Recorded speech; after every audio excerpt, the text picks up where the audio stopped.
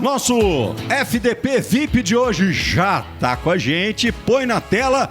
Bem-vindo, meu querido Fábio Santos. Você agora é alçado à condição de FDP. Você é um filho da pauta. Estamos aqui com Domênico Bering, com Guilherme Mendes, com o CJ, o Cristiano Junqueira. Eu vou deixar o Dodô aqui fazer as honras. Esse cara, Bob, esse é fenômeno. Eles ficam falando que tem um fenômeno aqui, fazendo gestão na Toca da Raposa. Fenômeno é esse cara aqui, ó. Fábio Santos. Impressionante, cara. Você conversa, outro dia eu tive... cara que nunca errou um pênalti. Ele errou um Atlético, cara, contra o Fluminense, se não me engano. Não foi, Fábio? Oi, gente. Primeiro boa noite, né? Sintam-se todos abraçados aí, mas realmente, já começaram com assunto ruim, né? Rápido. Aqui só tem FDP. Mas você acertou você acertou 99,9%. Tá bom demais, né, velho? Até que enfim vocês acharam o horário bom pro Fábio Santos, para participar do programa. Enquanto ele jogava aqui no Atlético, eu tive a oportunidade de ir lá na Cidade do Galo, fazer um show pra uma galera lá também de humor e tal. Ele tava lá, e aí eu cheguei pra ele e falei, Fábio, vai no meu programa. Ele falou, ué, CJ, vou, que horas que é? Aí eu falei assim, é de 8 às 10 da manhã. Ele falou, não vou, nem a pau que eu vou. Eu falei, por quê, meu irmão? Ele falou, eu acordo às 11, só acordo de manhã quando tem treino. Eu não vou de jeito nenhuma. De manhã, não vou. Aí ele tá aí, ó. E acordo chateado quando tem treino. Então, nós fizemos um programa às 8 horas da noite, que aí é mais tranquilo pra você. Fábio, muito obrigado pela sua presença. Eu tive a oportunidade de falar aqui, né, com o Plihal. A gente entrevistou o Plihal aqui semana passada e comentei com ele, né, sobre a sua ida lá no Bola da Vez, programa espetacular. E eu queria, a primeira pergunta que eu quero te fazer, Fábio, sexta-feira é dia da gente tomar um vinho. Você tá tomando um vinhozinho aí, Fábio, ou não? Não, hoje não. Hoje a semana foi puxada, hoje eu tô me recuperando. Sexta-feira aqui é dia de vinho. Eu queria te perguntar, Fábio, a gente trouxe o Tardelli. Tardelli, fala de um cara resenha no futebol, o Fábio Santos. Aí eu conversando com o Ed Carlos ontem, Ed Carlos, fala de um cara aí, Fábio Santos. O que você acha que é essa característica sua que todo mundo gosta de citar você como um cara resenha, um cara que agrega, um cara que é líder, um cara que todo mundo gosta de ouvir? Queria que você falasse um pouquinho sobre essas características que você tem, que todo mundo reconhece. Bom, gente, agora de forma oficial, né? Boa noite.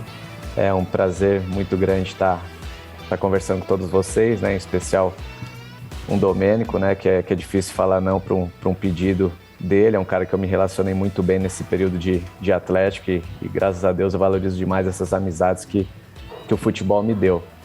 Cara, essa questão da resenha em si, eu sou um cara que sempre levei a vida muito numa boa, né? Isso desde menino. Então, a maioria dos meus problemas eu tento enxergar de alguma forma, mesmo que quase não tenha quase nada de positivo, né? Eu tento achar alguma coisa de positivo e tentar tratar o problema com a maior naturalidade possível, né? E não só os meus problemas, como os problemas dos meus próximos também, né? Então, eu gosto de perguntar para as pessoas como elas estão. Sempre tem aquele cara que não se dá tão bem com o outro, né? E eu procuro dar atenção para esse cara também. É mais essa maneira natural que eu gosto de encarar as coisas, de conversar com todos. Então acredito que é mais nesse sentido que o pessoal fala que eu sou um cara resenha, né? Que na verdade eu consigo me dar bem com todas as pessoas. Fábio, CJ aqui, até para esclarecer para a galera, acho que era o Oswaldo Oliveira, o treinador, e aí ele pediu ao Cássio Arregui para que chamasse alguém para fazer um agito lá numa pré-temporada, e eu tive o prazer de ir lá no CT do Galo, na Cidade do Galo, com mais 2 amigos, e a gente fez uma apresentação lá muito legal. Prazer te receber aqui, viu, amigo? É muito legal ter pessoas inteligentes e ótimo de bola, né? Você é um craque, por aqui passou pelo Cruzeiro e Atlético. Eu acho que, se não me engano, você também elogiou o Fernando Diniz. Na classificação do Corinthians, na eliminação do Fluminense, você comemorou, mas você elogiou muito o Fernando Diniz. Eu vejo muita gente da bola, do meio, futebol, jogador, elogiando o Fernando Diniz. Eu sou fã do Fernando Diniz. mas eu também vejo muita gente criticando. Parece que o Fernando Diniz é meio que igual Engenheiros do Havaí, tá ligado? Tipo, ame ou odeie. Não existe o meio termo do Fernando Diniz. E parece que o fracasso do Fernando Diniz provoca nos brasileiros, que o odeiam, uma sensação de, aí, tá vendo? Eu falei, isso não é um Guardiola, não. Eu queria que você falasse do trabalho do Fernando A Diniz. diferença é que o Fernando Diniz já fez umas coisas legais, né? O Engenheiro do Havaí também, tá vendo? Esse aqui é do que ama e do que odeia. Que FDP? Eu amo. Ah, não podia deixar passar a piada. Mas, ô, Fábio, eu queria que você falasse do trabalho dele que eu acho diferenciado. Eu também sou suspeito para falar do Diniz, né? Por causa que em 2012, 13, nós aqui no Corinthians fazíamos muito amistosos contra o Audax, né? Principalmente em pré-temporada. E o Fernando Diniz era o treinador do Audax. Então, não é que agora no Fluminense, com mais peças de qualidade, né? Não desmerecendo os jogadores do Audax, mas hoje ele tem muito mais peça de qualidade do que tinha naquela época. E o Audax já jogava de uma maneira que chamava muita atenção, uma maneira difícil de ser marcada, né? Realmente é um futebol diferente do que a gente está acostumado a enfrentar, né? Então, por isso a valorização de um treinador como o Diniz, né? Que vem tentando fazer algo diferente. Ele acredita muito no sistema de jogo dele. E óbvio que tem algumas imperfeições, né? Como todas as equipes. Mas realmente, para você vencer, principalmente em jogos de mata-mata, a equipe do Diniz, você tem que deixar tudo dentro de campo, porque foge do natural, daquilo que a gente está acostumado. E é um cara que a gente fala, né, que tem que ganhar título para concretizar o trabalho dele no mercado, mas eu não vejo dessa maneira, não. Acho que é um trajeto natural que vai acontecer. Cada vez mais ele tem chegado perto dessas conquistas, né, e eu torço para que isso aconteça o mais rápido possível, porque realmente jogar contra não é fácil. Gostaria muito de quem sabe um dia jogar a favor, entender como ele faz esse tipo de treinamento, esse tipo de jogo, mas realmente tem que valorizar bastante esse trabalho que ele vem fazendo. Vai na bola, Gui. Fábio, boa noite. Guilherme que está falando, tudo bem? Tudo ótimo, prazer, Guilherme. Tudo bem. Eu queria fazer aqui um depoimento a respeito do Fábio Santos. Deponha. Eu fui trabalhar no Cruzeiro em 2007. Pouco após aquele jogo em que o Fábio tomou o gol de costas lá contra o Atlético, na sequência o Cruzeiro perdeu o Campeonato Mineiro, na sequência estreou no Brasileiro contra o Fluminense, empatou no Rio em 2-2, veio jogar em Belo Horizonte contra o Corinthians, perdeu o jogo e na segunda-feira o Zezé Perrella reuniu, o Zezé era o vice-presidente de futebol, reuniu todos os jogadores no auditório da Toca da Raposa 2, deu uma bronca pesada e ali ele afastou 3 jogadores do elenco. O André Luiz, que era o zagueiro, o Gabriel, lateral, e afastou o Fábio Santos. E falou, a partir de agora, vocês 3 vão treinar na Toca 1. Dos 3, o único que comparecia a todos os treinos na Toca 1 foi o Fábio Santos. Um dia eu perguntei, por que o Fábio foi afastado? Porque a gente ouvia muitos relatos de indisciplina do Gabriel e do André Luiz. E do Fábio não tinha nada. Eu perguntei ao Maluf, perguntei ao Beneci, perguntei ao Alvimar, que era o presidente, e a resposta que eu obtive é se nós estávamos precisando dar uma sacudida no elenco. Paulo Tuori tinha saído após o primeiro jogo da final e tal. E o Fábio sozinho lá treinando na Toca 1, e o Dorival Júnior era o nosso treinador. Um dia a imprensa pediu para falar com o Fábio Santos. Falei, Fábio, você atenderia a imprensa? Atendo, pode trazer aqui. Com a maior simplicidade, sem nenhum receio, deu uma entrevista excelente. Aí eu cheguei na Toca 2 e falei pro Dorival, Dorival, eu acho que o Cruzeiro está cometendo uma baita de uma injustiça com um cara que é um super profissional. E o Dorival falou, você acha mesmo? Eu falei, acho. Nós temos que trazer o Fábio de volta para a Toca 2. E aí ele foi reintegrado ao profissional. Só que na sequência, ele teve uma lesão por estresse, não foi, Fábio? Estou equivocado? Não, perfeito. Bom, contei isso tudo para te perguntar se ficou alguma mágoa daquela época, mas se eu vi umas 3 grandes injustiças no período que eu trabalhei no futebol, eu queria te dizer que você foi uma delas. Pô, que bacana esse relato, Guilherme. Poucas vezes eu falei sobre isso, né? E eu acho que bate muito de frente com a resposta que eu dei anteriormente, de tentar achar alguma coisa de positivo, mesmo onde parece não ter nada de positivo, né? Eu era muito novo, tinha, se não me engano, 22 anos, tinha sido emprestado pelo São Paulo a pedido do Paulo Tuori, que já tinha me levado ao Japão junto com ele. E aceitei esse convite do Cruzeiro. Óbvio que é difícil você falar não para um time do tamanho do Cruzeiro, né? E realmente tivemos dificuldades, principalmente por essa final do Campeonato Estadual, né? Perdemos de 4-0, 4-1 o primeiro jogo. E teve esse afastamento realmente dos 3 jogadores. Assim, começou o Campeonato Brasileiro e meio que eu entrei nessa barca dos indisciplinados, né? Mesmo com a minha esposa estando grávida em casa, eu mal saía de casa.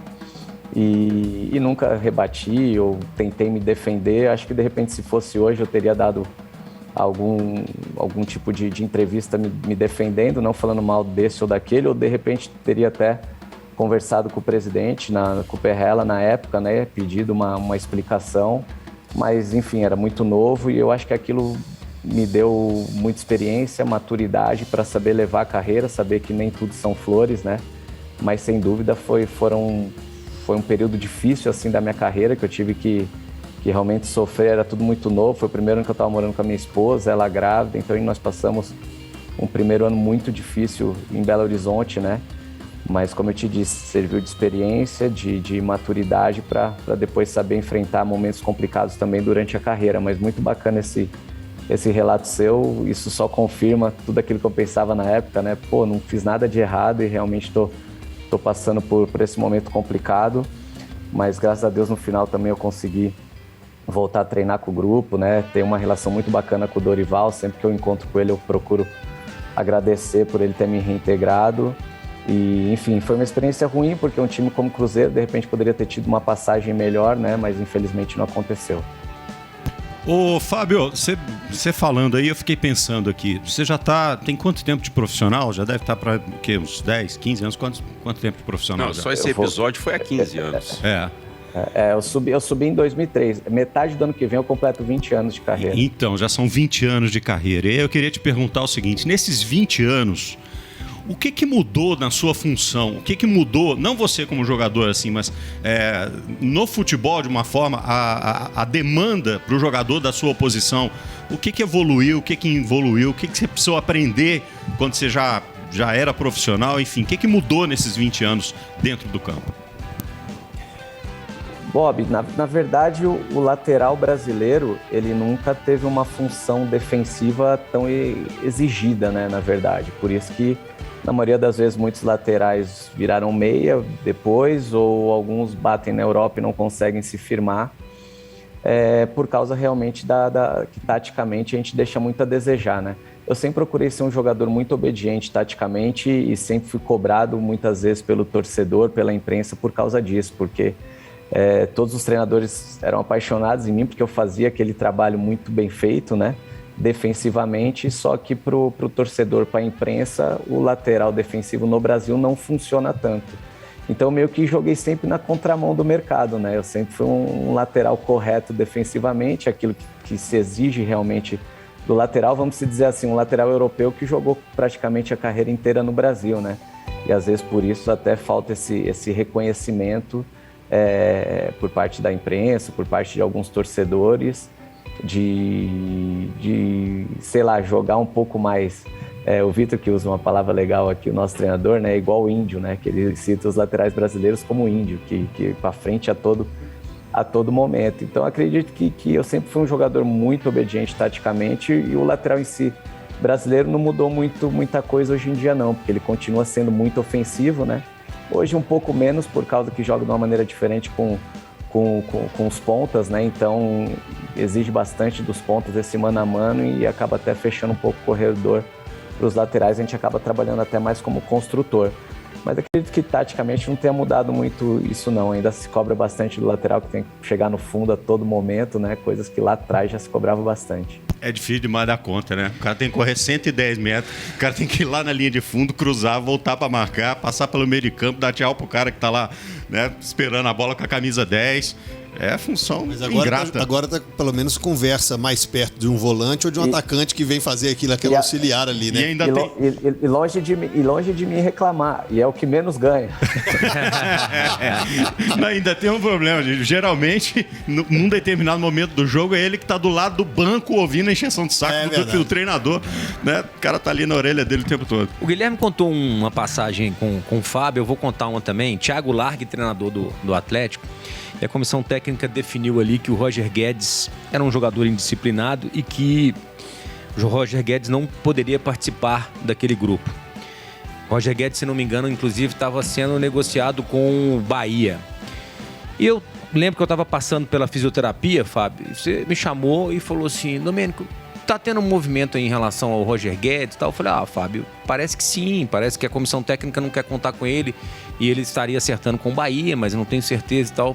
E você disse para mim o seguinte naquele dia: Fábio, Domênico, pode conversar com o Galo, pode conversar com o presidente. O Roger Guedes é um menino novo, tem muita força, é um belíssimo jogador, ele não pode deixar o nosso elenco agora. Eu falei: pô, Fábio, mas pra mim é complicado, cara, ir lá conversar com o presidente. Você falou: pode falar que conversou comigo e deixa o Roger Guedes que eu seguro. A minha pergunta pra você é o seguinte: o que te deu certeza naquele momento ali pra falar, deixa o Roger Guedes que eu seguro?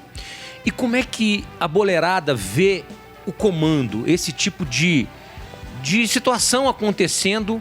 Como é que é a percepção da boleirada ali? Fala: putz, os caras estão fazendo uma bobagem, os caras estão fazendo uma coisa que não deviam fazer.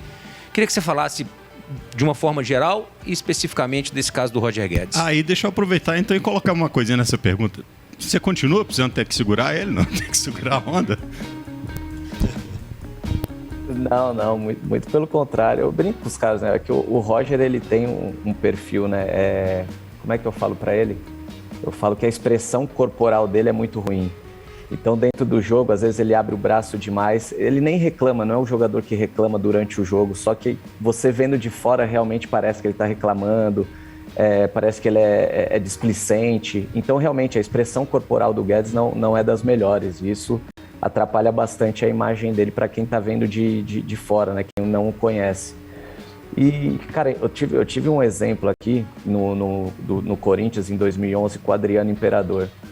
E, cara, o grupo 2012, o grupo era tão bom no Corinthians e o Adriano foi um cara que a gente não conseguiu tirar tudo que ele podia ter dado pra gente, sabe? E quando ele foi embora, o Tite falou sobre isso, os jogadores mais experientes, a gente se sentiu muito culpado, até de repente não tendo culpa, né? Que o principal culpado foi o Adriano naquele momento, mas a gente se sentiu culpado de, não ter ajudado o cara e o cara não ter conseguido ajudar o que ele imaginava ter ajudado a gente. Quando eu chego no Galo, eu me deparo com essa situação do Roger, cara, primeiro que a gente não pode abrir mão do talento nunca, né? E não era uma indisciplina que o Domênico conheceu, não era um cara que chegava atrasado, o Roger não bebe, poucas pessoas veem aquela imagem dele, mas o Roger não bebe, o Roger é casado, o Roger tem filho, é um cara caseiro pra caramba. O problema do Roger é não querer ser substituído, é querer jogar todos os jogos.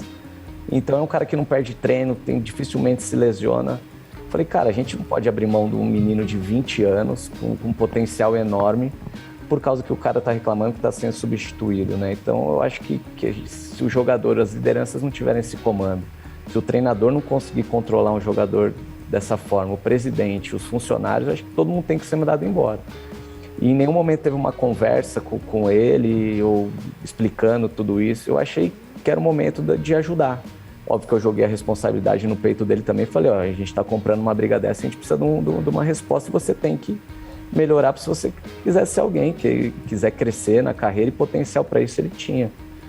Depois daquilo, graças a Deus, ele virou o Campeonato Brasileiro nas 3 primeiras rodadas como artilheiro do Brasileiro e depois seguiu para a China, né? Mas aqui ainda teve algumas discussões com o treinador também, que foi substituído, brigou, mas eu vou estar sempre brigando pelo talento, e foi todos esses exemplos que eu te disse. É um baita de um profissional, um moleque do bem, onde todo mundo gosta dele e dá uma resposta muito grande dentro de campo, que é o principal.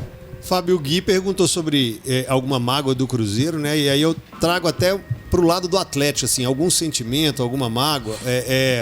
Tava cobrindo o jogo que vocês fizeram esse ano aqui contra o Atlético, 2-1, uma virada, 2 gols seus, até de cabeça você fez gol, de pênalti.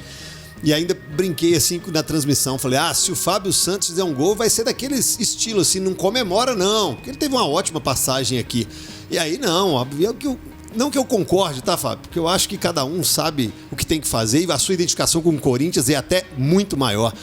Mas aí você fez gol, comemorou lá com a Fiel, que estava lá no canto, e algum sentimento ou alguma mágoa na saída do Atlético ou não? Não, e nem do Cruzeiro também. Foi o que eu falei, faz parte do futebol você ter momentos bons e momentos ruins, né? Infelizmente, a gente não consegue controlar isso. No Cruzeiro foi um ano só que realmente as coisas não aconteceram e foi uma passagem muito ruim. No Galo eu fiquei quase 5 anos, né? Então tive momentos bons, tive momentos ruins e eu era sempre um cara que estava no jogo a todo momento, né? Eu terminava todas as temporadas praticamente com mais de 60 jogos. Então é natural que no momento de desgaste com o torcedor, com a imprensa, seu rosto está sempre ali, vai ser o primeiro jogador que as pessoas vão acabar pegando no pé. E eu tive momentos complicados de jogar com o torcedor me vaiando também, mas tudo isso faz parte da trajetória, né? Ainda mais quando você não conquista títulos grandes, títulos importantes, né? A cobrança é natural que aconteça. E o que aconteceu naquele dia ali, eu até contei essa história no Bola da Vez, é que minha filha e minha esposa estavam no estádio aquele dia, né? Minha filha estava torcendo com as amigas dela em uma parte do estádio e minha esposa estava sozinha em outra parte do estádio. E eles passaram momentos complicados comigo, sendo vaiado dentro do Mineirão. Então a minha comemoração é mais no sentido de que, elas mereciam ter vivido aquilo comigo dentro do Mineirão, sabe? Momento de protagonismo, então, mas jamais com mágoa ou algum outro tipo de sentimento, muito pelo contrário. O Galo, sem sombra de dúvidas, tem um lugar especial dentro do meu coração, né? Tenho amigos em Belo Horizonte e minha filha até hoje assiste jogo do Galo e tenho muitos amigos lá e pode ter certeza que eu sou um torcedor também do Atlético. Cara, você falou aí, né? Termina a temporada com quase 60 jogos e tal, e isso me lembrou uma coisa. CJ outro dia estava conversando com o Paulo Pessolano e fez a seguinte pergunta: qual a grande diferença entre os jogadores brasileiros e os outros jogadores sul-americanos ou latino-americanos, né? Porque entra também os jogadores do México e tal. E ele disse o seguinte: olha, o negócio é que o jogador no Brasil tem que fazer 70 jogos por ano. É um calendário absurdo, né? Enquanto que o cara vem do Uruguai, o cara vem do Paraguai, vem da Bolívia, então ele está acostumado, ele foi preparado para jogar metade disso. Então muitas vezes ele não dá conta de aguentar a carga de trabalho que tem no futebol brasileiro. Aí eu pergunto para você, como um jogador experiente, que tem um sentido de liderança, vocês como classe, digamos assim, nunca pararam para tentar repensar isso, reivindicar e dizer assim, gente, precisa repensar esse calendário, até por uma questão de preservação de saúde e qualidade do esporte que a gente está entregando? Evidentemente que se vocês tivessem um calendário mais adequado, provavelmente vocês estariam mais bem preparados e jogariam jogos melhores. Ou estou falando besteira? Não, tá coberto de razão. É um assunto muito delicado, por causa que, vontade não falta de se juntar, de cobrar, reivindicar várias questões, né? Mas a gente sabe que tem muitos interesses por trás disso e infelizmente, a gente não consegue juntar forças para reivindicar isso sendo os protagonistas, né? A gente sabe que não existe nada sem os jogadores, né? Óbvio que a imprensa é importante, o torcedor é importante, só que se não existir os jogadores, não existe partida, não tem campeonato, não tem nada. Só que a gente sabe também que tem muito jogador desempregado, tem muito jogador sem contrato ou buscando um espaço melhor. E quando você bate de frente com essas questões, é muito mais fácil para um diretor ou para o presidente te afastar e contrata um outro jogador. E você sabe que você não tem essa parceria, né, esse fechamento com todos os jogadores. Então a vontade ela existe de reivindicar uma série de questões, mas a gente não se sente confortável e não tem força para brigar, porque realmente são poucos que dariam a cara a tapa, né? E a hora que você põe na balança, você tem muito mais a perder do que ganhar, infelizmente. Eu me lembro de um caso emblemático, todo mundo vai se lembrar, de um movimento de jogadores que começou, estava sendo comandado pelo Paulo André na época, né? E A hora que o negócio começou a crescer e tal, não sei o quê, arrumaram um contrato pro Paulo André, mandaram ele lá pra China, vai pra China, fica lá, não sei o quê e tal. Enquanto isso o negócio foi desfeito e tal, não sei o quê. Quando ele voltou já não se falava mais. A carreira do Paulo André já não andou do jeito que tinha que andar e acabou sobrando para 1, 2, 3 jogadores e a coisa acabou sendo abafada. Paulo André, que hoje é um dos dirigentes do Cruzeiro. Eu entendo o que você está falando, é de fato muito difícil, mas é uma pena, porque não existe o espetáculo se não forem vocês, né? É uma pena. Exato.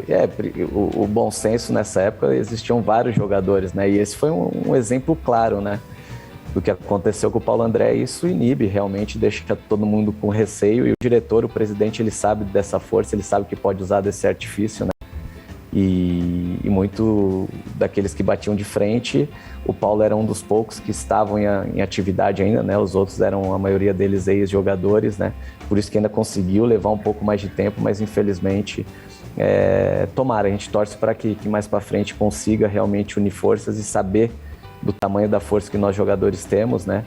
Como é feito, a gente vê em outros esportes, como a NBA, como o futebol americano, que eles conseguem reivindicar, até porque todos eles brigam pela mesma coisa. Fábio, pula de volta na conversa com a gente aí. Dodô tá aqui com histórias pra... Eu vou colocar aqui, ó. Não sei se o Vini tem ali em cima. Não, coloca aqui mesmo, Vamos direto. Colocar aqui? Olha quem tem aí pra falar com você. Aumentar aqui, ó. Olha só. A gente tá com um probleminha ali em cima. Pera aí. Deixa eu tirar aqui. Vai lá, acha aí a resenha. Aqui, ó. Vamos botar aqui, ó. Pera aí. Vai dar pra rodar aí? Vai dar pra rodar em cima? Então roda aí. Então vai. Vamos ver. Essa é legal. Fala, galera do FDP. Hoje vocês estão recebendo aí um cara mais que especial pra mim. Um irmão que a vida me deu. Talvez se tivéssemos vindo da mesma barriga da mãe, nós não tínhamos dado tão bem como nós nos damos. Subimos profissional junto, conquistamos títulos juntos, passamos momentos assim maravilhosos nas nossas vidas. Mas nem sempre foi só alegria. Pede para ele contar aí, Domênico, o episódio que aconteceu com a gente depois do jogo contra o Palmeiras no Morumbi, o aperto que a gente passou. E outra coisa, já que o Fábio foi aí no programa, né? Segunda-feira eu tô aí, cara. Tô aí no programa também. Com convite ou sem convite, segunda eu tô aí. Grande abraço a todos. Não é nem convite, é convocação. Ficou com velho. ciúme, Fábio, ó. Você tá aqui, cara. Conta aí, Fábio. Esse cara não existe, né, cara? O Ed morou em casa, né, meu? Morou quase 2 anos em casa, quando nós tínhamos 12, 13 anos de idade. A gente fez a categoria de base junto. São Paulo, ele chama minha mãe de manhinha até hoje. O Ed é meu irmãozaço. O Domênico, antes de contar essa, você já contou aquela do... Não. Quando eu chego na Eu quero que você conte essa, cara, da carona. Conta essa primeiro, do Ed Carlos. Essa é sensacional, né? Pô, o Ed, quando eu chego no Atlético, fiquei num hotel e eu fui pegar ele pra assistir o jogo. Eu tava de carro e eu fui pegar ele na casa dele pra gente assistir o jogo do Galo. O primeiro jogo que eu tinha acabado de chegar em Belo Horizonte. Ele me pega, né? E pra me deixar no hotel, como eu tava no hotel no centro, ele morava perto da Pampulha ali, eu falei, Ed, me deixa lá, né? Ele falou, não, tá maluco, cara, até eu ir chegar no centro agora, eu vou chegar tarde em casa, e me deixou num ponto de táxi, ali perto do Mineirão, pô. Peguei um táxi e fui pro hotel. Falei, beleza, o mundo dá volta, né, Ed? Logo depois, um dia eu dando uma carona pra ele também, eu fiz o mesmo trajeto e parei no mesmo ponto de táxi que ele tinha me deixado, pô. Aí ele falou, cara, não é possível que você não vai me levar em casa. Eu falei, não, cara, pô, tu me deixou nesse ponto, pra que eu vou te levar em casa? Aí ele olhou pra mim e falou assim, com aquela tranquilidade dele, e você vai pagar o mal com o mal? Falei, cara, ei, Fábio, vai pagar o mal com o mal. Que baiano malandro, bicho, eu levei ele em casa, né? E esse jogo no Morumbi, a gente saía do vestiário e tinha um elevador, né? Dentro do vestiário, nós íamos pro segundo, terceiro andar, que era onde os familiares ficavam. E no primeiro andar sempre ficava a torcida visitante. E o cara que estava comandando o elevador naquele dia errou o andar e abriu no primeiro andar, cara. A torcida inteira do Palmeiras tentando invadir o elevador. O Ed só tem tamanho, né, cara? Porque com essa vozinha dele, que ele ficou com medo esse dia, foi brincadeira, pô. E a gente se escondendo no elevador, os caras tentando invadir o elevador, não sei nem como fechou aquela porta aquele dia lá, mas o que eu rezei aquele dia foi brincadeira. Caramba, cara. São histórias que a gente não faz nem ideia, né? Mas isso já aconteceu com... E o Fábio tem muita resenha, cara. O Fábio era aquele cara que ficava depois do lanche ali, ó, 10 horas da noite, com a boleirada em volta dele, contando resenha, cara. E você ficava de longe olhando e via que ele era o protagonista ali da parada, sabe? E todo mundo, conta não sei o quê, conta não sei o quê. Então, assim, Fábio, eu quero que você conte uma história aí, qualquer uma que você viveu nesses 20 anos aí de profissional, que seja muito engraçada, muito legal, que ninguém nunca te perguntou, que você nunca tenha contado. Uma inédita pra nós. Ah, cara, essa é difícil falar assim. As resenhas elas vão vindo ao natural, vai juntando uma conversa na outra. Né? Olha lá, lá, Fábio. Olha aqui. Eu que te apresentei, cara, eu nem lembrava disso. Agora devia estar nevando onde você tava, né? Porque Tava. olha o casaco que você tava usando, Domênico. O que é aquilo? Obrigado, Vini. Olha aí, cara. Não sabia que eu tinha apresentado o Fábio Santos, não. Que honra. Olha lá, ó. Pô, que beleza, hein, que cara. isso, Ô, Fábio, cara. o seu Passou shape não rápido, mudou, hein? não, Foi mas o do metade de Domênico. dois- Olha lá, cara. Apresentei o Obina, Fábio Santos. Olha aí, cara. Dodô Respeita a minha história. 3 meses de diretor de futebol, rapaz. Você 3 tá meses achando de o quê? diretor de futebol. Mas nessa época aí não. Nessa época aí eu não era diretor de futebol, não. O Maluf, alguém não pôde, e aí eles passavam pra mim e eu apresentava. Eu tava com moral na época, né? Era pro Domênico que me apresentou. Obrigado, Fábio. Faz isso Obrigado, não. Fábio. Você tá criando um monstro Obrigado. aqui dentro, Não maluco. faça Obrigado. uma coisa dessa com a O gente. cara chega aqui toda segunda-feira, aí que eu joguei um futevôlei. Eu falei, jogou futevôlei aonde, Domênico? Fábio, jogou. eu joguei futebol hoje antes de vir pra cá, cara. Tô jogando muito. E eles aqui têm inveja, entendeu? O CJ quer jogar, mas não... Eu lembro que no fute-mesa você realmente era diferente. Futebol você obrigado, Vou Fábio. embora, Obrigado, não dou conta, Fábio. não. Fui bicampeão do CT lá, jogando com o Luquinhas. Apesar Tava que jogando os você contra a adversários mesa, é não isso? eram tudo aquilo, né? Os Deixa eu adversários explicar. Era isso tudo, né? O fute-mesa é ele jogando contra a mesa, é isso? Não? Que é o fute-mesa, não? Não, pergunta pro Fábio. Mais ou menos isso, mais ou menos isso. Ô, Fábio, mas Legal. quem foi o campeão de boleiragem que você conviveu no futebol? Aquele que quebrava todo dia? Dentro do vestiário, no campo, na viagem, na concentração? Em que sentido? Quebrar em que sentido? Quebrava tem, de- tem vários sentidos, né? Não é na quebradeira, Fala não dos é dois, no Tem dia, o não. quebrar à noite. Não, tem o não, esse quebrar não. de português. tem Esse aí, quebrar esse é de o entender bom. Nada. O do português é bom. Deixa ele falar todas as quebradas. Ó. A quebrada da noite, a quebrada do português, a quebrada do... Cara, é que hoje em dia tá tudo muito mais tranquilo, né, cara? Quando eu subi profissional era ruim, entre aspas, né? Porque os caras te obrigavam a sair com eles, você jogava em outra cidade, você ia pra noite. Hoje em dia, não se pode fazer mais nada, né? Eu tava vendo até o menino, esses dias tava no bar com a família, os caras foram cobrar lá o Zarate, né? Hoje, infelizmente, o futebol, tudo aquilo que era legal, aquela que você podia sair pra noite e treinar no outro dia e não tinha nada, ninguém sabia daquilo que estava acontecendo, né? Mas tem uma história bacana quando eu chego no Atlético, né? Eu sabia da história do Robinho e do Fred, que os caras tinham, eram famosos de festa, mulherado e tudo. E quando eu chego, os dois estão evangélicos, né? No Galo, né? Aí eu falo, não é possível, que na minha vez eu achei que eu ia pegar algum churrasquinho com vocês e agora vocês só me chamam pra ir pra igreja. Eu falei, não é possível, eu sou muito azarado, não, viu?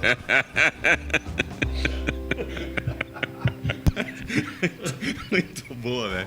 Muito boa. Dessa história engraçada, tem o Caio Ribeiro, grande comentarista, meu irmão querido do coração e tal. E ele conta que quando ele chegou no Flamengo, ele ficava na aba do Romário, né? E o Romário puxava ele pra tudo quanto é lado, pra toda quebrada ele ia. O Romário chegava, abriam-se as portas, abria tudo, aí a aba que sobrava ficava ele, ficava a rapaziada, né? E quando ele não ia, o Romário dava bronca nele. Tinha bronca mesmo. Porra, moleque, tem que ir, pô, se não for não vai jogar, se não... Tem esse negócio também, os caras que são meio quebrador, que são líder de grupo, sabe? Se a meninada não acompanha, eles se não vier com a gente não vai jogar, não? Nada, tô falando, Bob, hoje em dia tá tudo mais tranquilo, cara. Hoje em dia o pessoal tá dormindo cedo, até porque a exigência tá muito grande. Se você não se cuida, você passa vergonha. Mas na minha época, nossa, carreguei muita bolsa pros outros, comprava café em aeroporto. Uma vez eu coloquei uma chuteira no São Paulo do Gustavo Neri, eu calçava tipo 40, o Gustavo Neri 39. Eu fiz o treino inteiro com a chuteira do cara, meus dedos tudo amassados, não acertava um passe. E aí de você se reclamasse ou falasse pra alguém que tava ruim, né? Nossa, mas já fiz muita coisa pros mais velhos. Fábio, em cima disso que você tá dizendo, assim, eu peguei uma época do futebol, imagino que o Guilherme também tenha presenciado isso. O jogador, ele botava mais o dedo no nariz do outro dentro do vestiário, assim, pô, você não tá marcando, tem que marcar, tem que jogar, senão... E o tempo foi passando e eu fui vendo a classe ficar muito mais corporativa, assim, acho que há um corporativismo, né? Por mais que o cara esteja ali quebrando a noite, por mais que o cara esteja ali fazendo alguma coisa que não agrade o elenco, que esteja fazendo mal ao time, o jogador hoje não cobra mais do outro jogador. Eu vi o NEM, por exemplo, né, chegar, quase que pegar o cicinho pela camisa dentro do vestiário e falar, se não jogar vai tomar porrada depois do jogo, se não marcar vai tomar porrada depois do jogo. Isso acabou, né? Não, hoje em dia isso é muito raro de você ver. Óbvio que mudou, tudo mudou, né? O futebol teve muitas coisas que mudaram e você acaba mudando com isso, né? Você vai falar, puta, aquilo era mais legal, aquilo era pior. As coisas mudaram. Óbvio que tem muita coisa legal que era mais legal anos atrás e hoje é mais legal, mas o jogador jovem hoje em dia realmente tem um comportamento diferente, né? Não estou dizendo que está certo ou errado, mas você tem que saber lidar melhor com ele. Você gritando, às vezes ele não reage de uma forma e tem resposta para tudo, né? Antigamente a gente tomava bronca e ficava quieto, né? Hoje não, hoje tem resposta para tudo. E a cobrança que existe hoje Domênico, de rede social, de imprensa, de programas de TV, tem muito mais programas hoje do que antigamente, né? Então, onde você abre, você já é criticado. Então, essa crítica que a gente fazia internamente, o cara já é tão criticado externamente que quando chega no clube a gente tenta dar o carinho, o apoio, a atenção, fazer com que a autoestima do cara levante, porque ele já apanhou tanto fora dali, que antigamente a gente apanhava muito pouco, né? Você só abria o jornal, via a nota que você ganhava no jornal ali, pronto. Você conseguia se blindar. Mas externamente essa cobrança podia vir internamente. Então, eu acredito que esse possa ser um dos motivos, assim, não sei se o principal motivo. Perfeito, perfeito. Maravilha. Aqui, ó, tem mais um camarada querendo mandar uma mensagem pra você. Roda aí, Vini.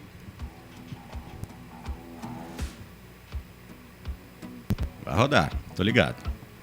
Uma boa noite a todos, amigos do FDP, a todos os telespectadores. Para mim é uma honra inenarrável estar falando de Fábio Santos Romeu, o recordista brasileiro, o único jogador que disputou todas as edições do Campeonato Brasileiro da Era dos Pontos Corridos, 20 anos consecutivos, hein, Fábio? Moral.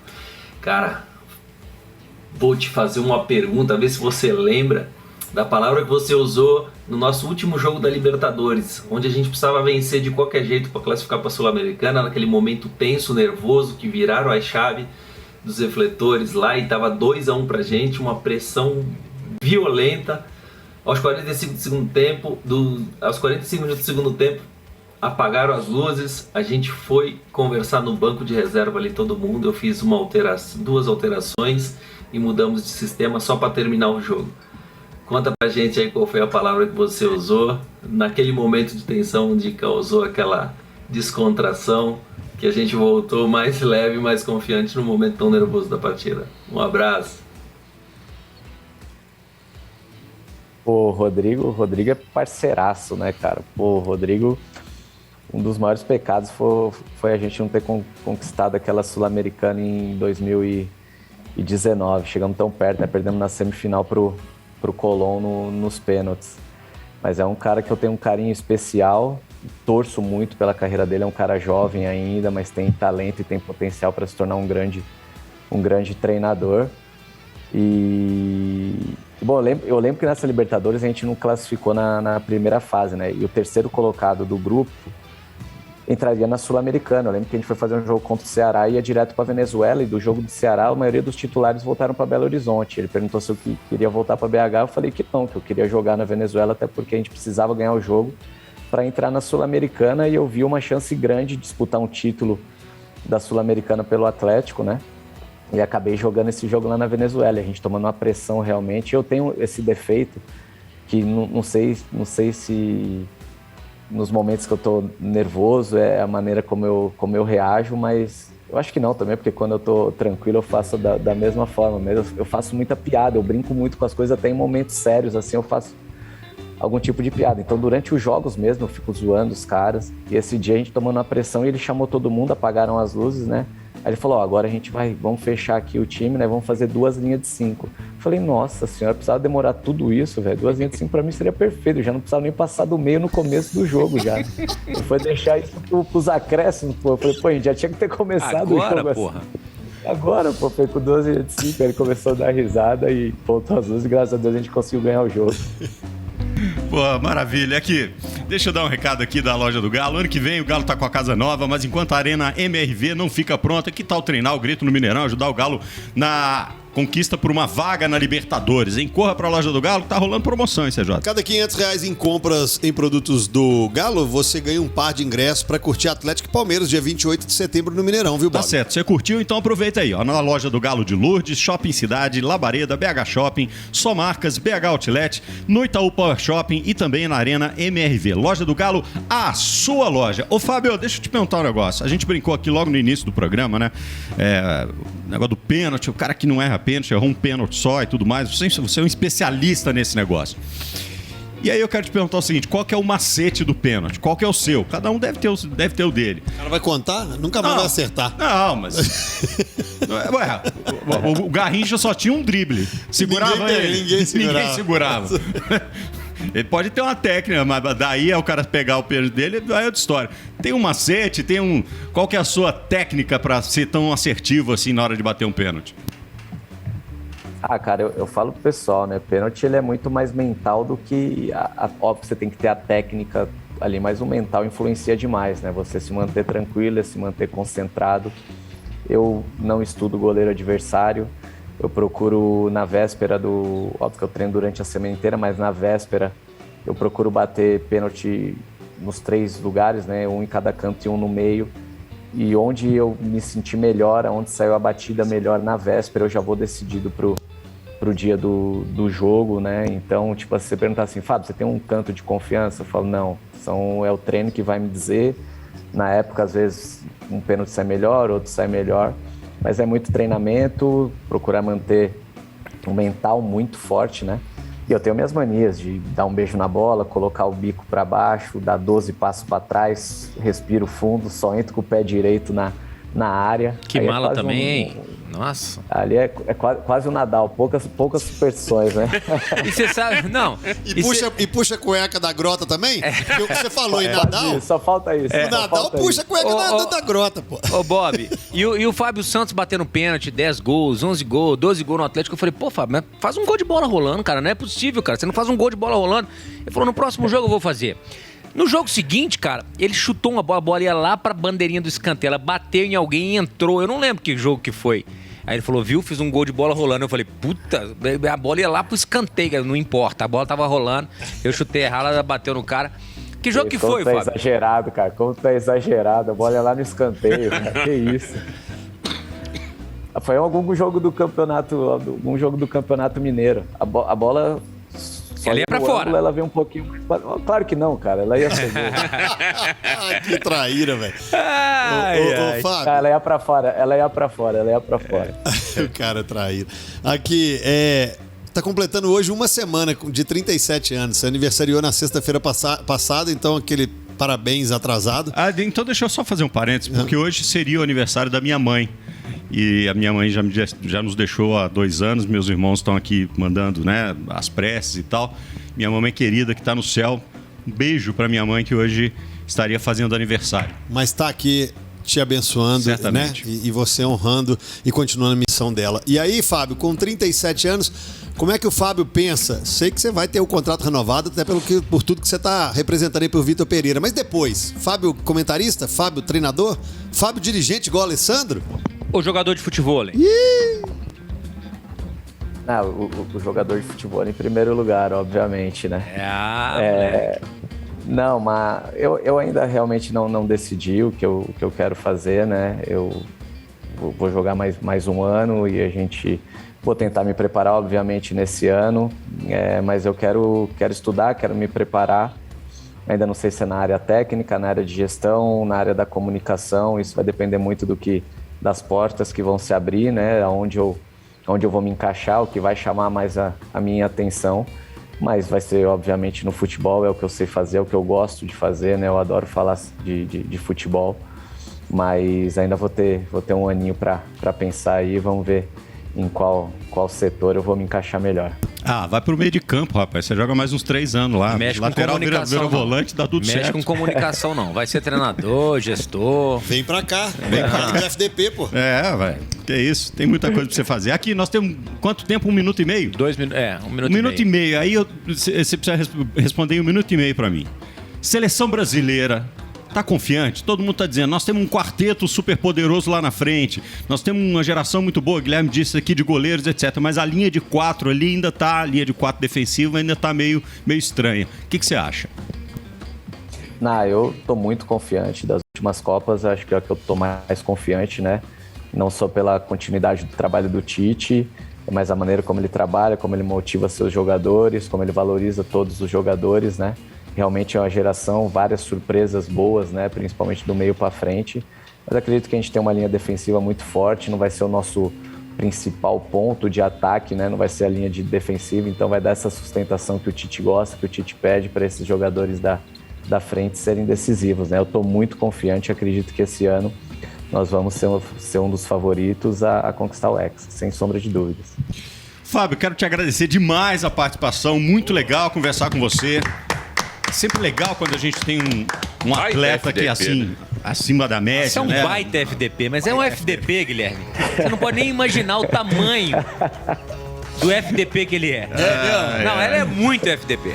Um brinde pra você. Um brinde Fábio, pra Ana Márcia que tá ali. Valeu. Um brinde pra você que tá em casa, juiz, Beijo galera. na Duda, no Léo e na Santa que te acompanha aí. Segunda-feira tem mais FDP pra todo mundo. Beijo pra todo mundo. Tchau. Valeu.